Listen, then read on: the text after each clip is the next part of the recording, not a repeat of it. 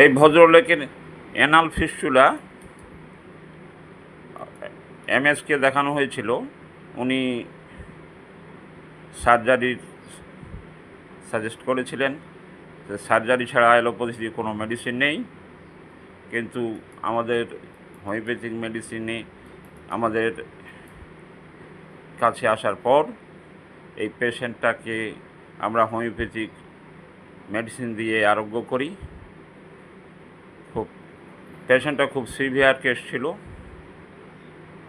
এই সমস্ত কেসে দেখা গেছে যে লেজার সার্জারি করার পরও পুনরায় অ্যানাল ফিস্টুলা দেখা দিয়েছে, কিন্তু এই ভদ্রলোক আয়ুর্বেদী অ্যালোপ্যাথি সমস্ত ট্রিটমেন্ট করার পরও আরোগ্য হয়নি, কিন্তু উনি আরোগ্য হয়েছেন, টোটাল 100% কিওর।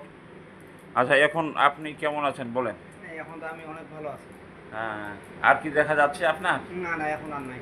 হ্যাঁ, আপনি টোটাল এখন অসুবিধা কোনো কিছু মনে হচ্ছে? না এখন কোনো অসুবিধা নাই। হ্যাঁ, আগে কি পুষ পড়তো? হ্যাঁ পুষ পড়তো। আচ্ছা, মলদার দিয়ে পুষ পড়তো? হ্যাঁ পুষ পড়তো, ঘা ছিল। হ্যাঁ, জোরে বলেন। ঘা ছিল আগে মলদারে, আর পুষ পড়তো। এখন ঘাটা আর নেই। হ্যাঁ পুষটাও নেই, এখন খুব ভালো। এখন সার্জন সাহেব কি বলেছিল? সার্জন বলছিল অপারেশন করতে। এখন তো অপারেশন করা হয়নি, হ্যামিও খেয়ে আমার খুব সুস্থ এখন। আর দেখা যায়নি? না আর দেখা যায়নি। এখন ভালো আছেন? এখন ভালো।